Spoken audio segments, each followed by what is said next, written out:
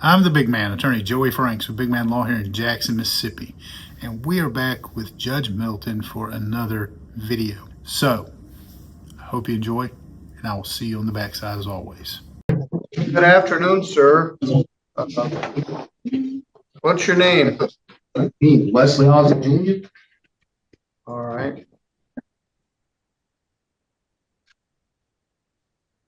This is Judge Middleton. Met before, but I need to identify you for the record. Mr. Halsey, also here with us is staff from the Community Corrections Office and Mr. Stickley, Keith Stickley, the Chief Public Defender. You got arrested last night. Let me tell you what the charges are. All right, Mr. Halsey, you got charged with larceny in a building by stealing money out of a collection jar at the Dude Abides in the city of Sturgis. You're charged with 2 counts of resisting and obstructing a police officer, Officer Paulino Hernandez and Officer Moore. You're charged with also being the 4th habitual offender, which would make the 4-year a 20-year and the 4 years. Exactly. So why would I do anything like that? Exactly. So I'm not trying to override you. I'm just saying that's the pictures of what happened yesterday. This dude literally hurt this dude, an officer in uniform. What you're seeing going on in that video, because I already knows what's. I only came down here with my family so I can be back up there by January 25th or 27th. Sir, I highly advise you let the judge talk. Well, let me talk over everybody. Let me see what we got here. Mr. Halsey, So, do you have a place to live? yeah, so it's a tent. Tents are places to live, aren't they? I mean, ain't that what they sell tents for? Like, I mean, Where is your tent? I'm gonna buy a new one out of the store from Dollar General Hill, and I was gonna buy some food, and I was gonna move up to where I was going up to Kalamazoo for my defense department. I work for a new integrity system, you know. You're gonna go to Kalamazoo for your what? For people that I help people out that recover off of drugs. Okay. Well, we do. I got a whole waste though. Like, I don't want to waste what I got going on. One time you were at 520 South Main, Three Rivers. Who lives there? I have no idea about all of those. People's been asking me about this lookalike guy that looks like me, and you see how long my hair is. Like, Judge, that's the probation center's address. yeah, Okay. I know that stuff. I don't know. So were you at Twin County Probation Center? No, I was there once. I was at a gas station one time with a lady that was from a mental institute, and she went stealing a bunch of stuff. And I asked the gas station, this has been like 3 months ago, to respect her because she was just out of a mental institution. And they were like, it's fine, man. And I mean, I told them I'll pay them later. They're like, that's all right. So other than that, that was the only time I was at a gas station that looked like something was stolen. But How did you end up in Sturgis last night? I had God paid. I mean, I had paid a gentleman that was brave enough to bring me all the way there, that was able enough to protect me, sleep over me, and say you're fine to get out of there, to get back up to where you need to go, you know, and just be there for friends and family and eat, you know, be around your friends and family. And that was basically it. So, Mr. Halsey, are you receiving any mental health treatment? no, that's something that I'm dropping off with me for my mental institutional thought for my passing on my daughter back in 03, the one in the car fire, Miss Betsy B. Thank you, sir. Have you got mental health treatment recently? I was just released like 4 days ago, going on 5 today, and they were like, From where? From Bronson Behavioral Health in Battle Creek, Michigan.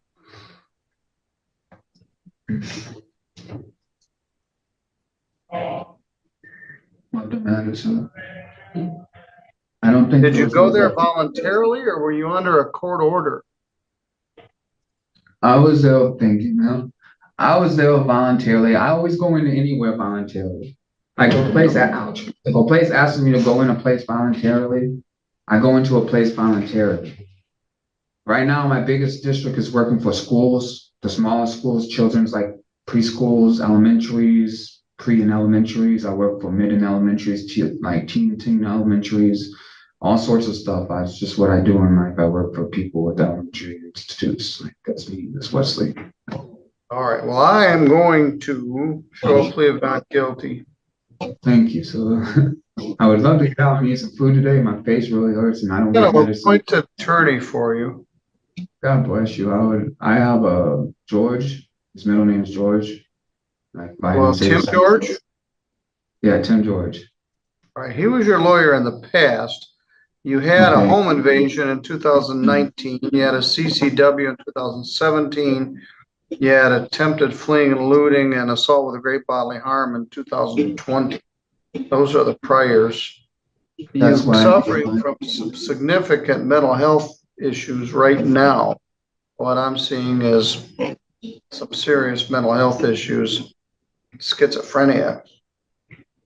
I don't point other than before. I'm going to appoint an attorney. I'm going to set a pre-exam conference for June 24th